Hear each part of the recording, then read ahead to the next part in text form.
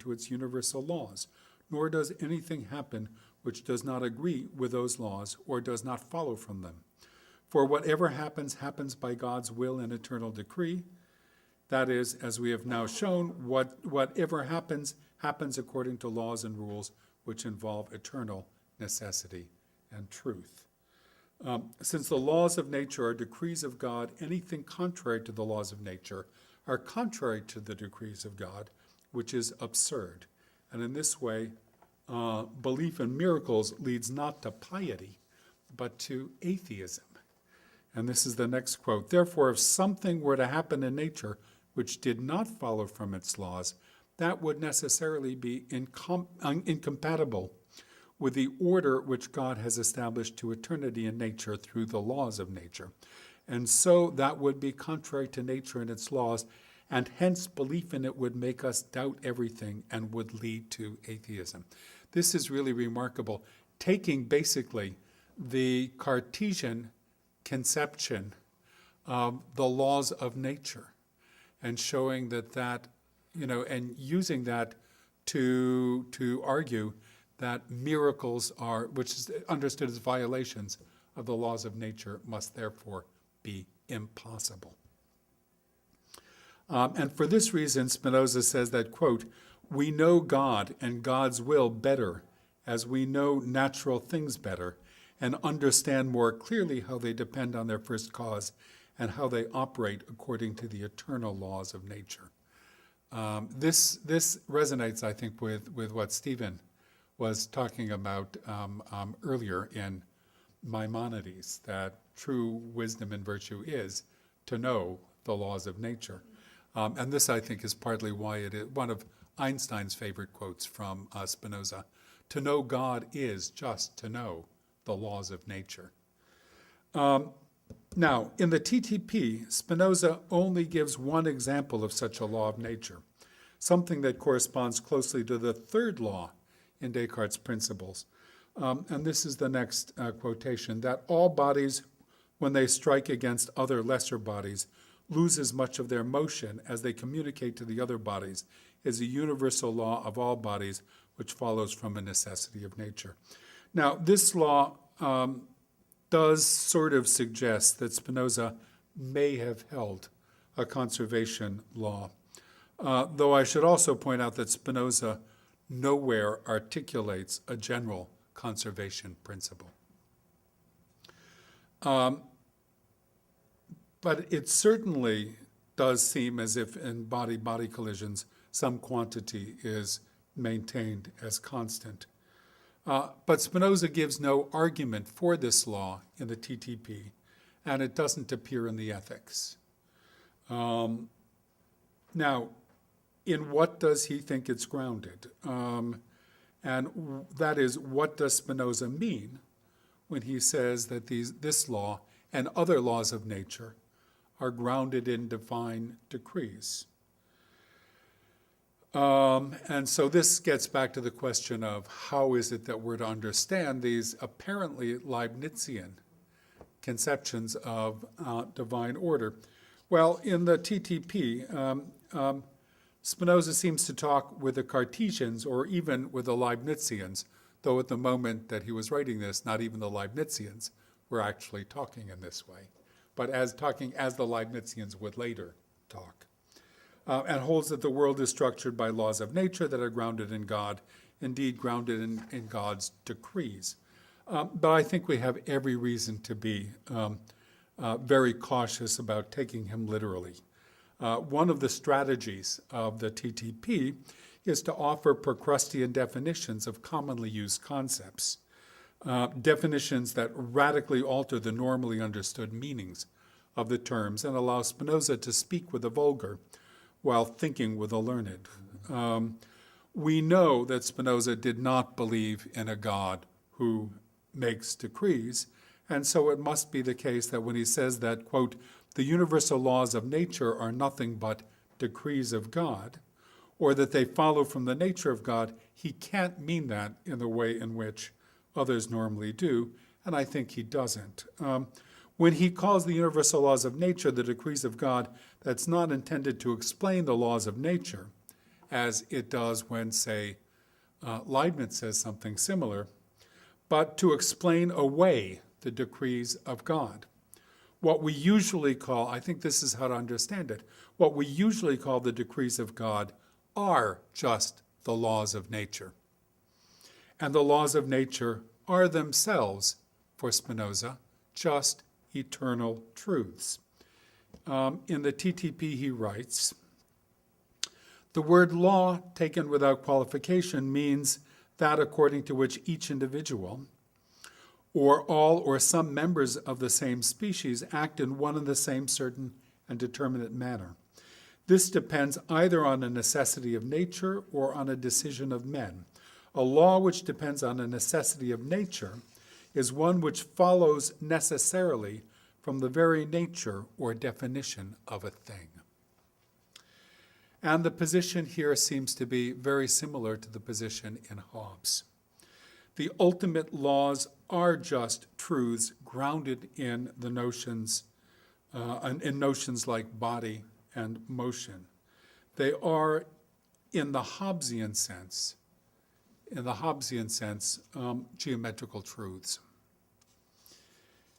Now, in the ethics, I think, and let's move to the account of the ethics, the pretenses drop away and we're left with a much starker and I think a much more obviously Hobbesian picture.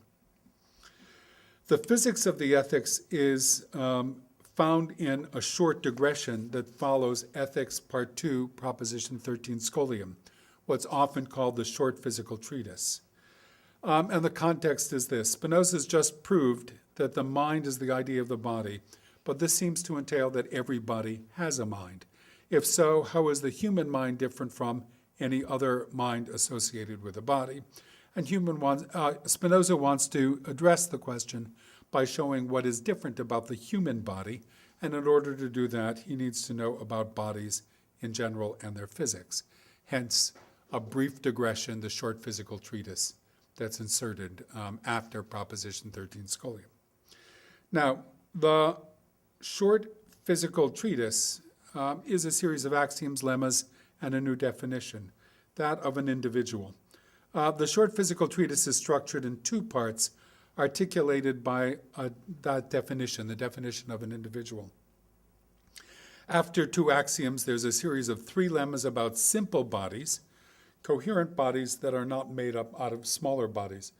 Then Spinoza gives his definition, which shows how an organized complex of simple bodies can make up a single complex body, which he calls an individual. That then follows a series of lemmas about complex individuals, those made up out of simple or simpler bodies. This culminates in the famous Scholium, where Spinoza presents the view that bodies can be made up of smaller bodies of increasing complexity until one finally reaches the universe as a whole, which he does consider to be an individual, and which he calls the facies totius universi, the face of the whole universe, in a famous letter. Elsewhere in the Ethics, Spinoza talks about laws of nature in roughly the way he talks about it in something of the way that he talks about it in the TTP. For example, in Ethics 3 Preface, nature is always the same, and its virtue and power of acting are everywhere one and the same. That is, the laws and rules of nature, according to which all things happen and change from one form to another, are always and everywhere the same. Or later, Ethics 4, Proposition 50 Scholium. He who rightly knows that all things follow from the necessity of the divine nature and happen according to the eternal laws and rules of nature will surely find nothing worthy of hate, mockery, or disdain, nor anyone whom he will pity. But interestingly enough, so this kind of law talk does appear in a couple of places elsewhere in the Ethics. But interestingly enough, in the short physical treatise, there is no mention of any laws whatsoever. Or is there any mention of this larger framework of a world governed by laws of nature? Nor is there anything there that is identified as a law of nature.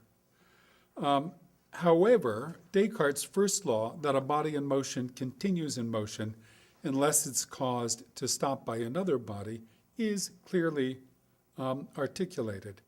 As in Hobbes, though, it is not identified as a law, and as in Hobbes, it's connected with the principle that only a body in motion can move another body in motion.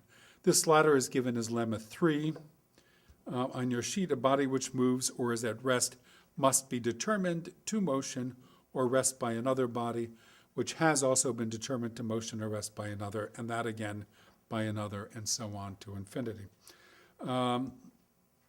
I won't give the proof, which is a trivial consequence of Ethics 1, Proposition 28, proposition that every finite thing has a finite cause. And this, in essence, is the principle that Hobbes presents in De Corpora 9.7. And as in that passage of De Corpora, Spinoza connects this with the claim that a body in motion or rest will remain in motion or rest unless otherwise interfered with. Corollary from this, it follows that a body in motion moves until it is determined by another body to rest, and that a body in rest also remains at rest until it is determined to motion by another. And this is very close, of course, to Descartes' first law. The proof is not exactly the argument that Hobbes used, but like Hobbes, Spinoza, of course, does not appeal in any way to anything specifically divine. And I won't read through that proof, but the proof is on your handout there. And the correspondence here with Hobbes is, I think, quite interesting. Spinoza's account of the persistence of motion makes no direct reference to anything divine. It's purely grounded in the eternal truths of body and motion. Now, commentators often speak of Spinoza's physics as if it were derived directly from Descartes, but I think it's quite clear that it simply was not.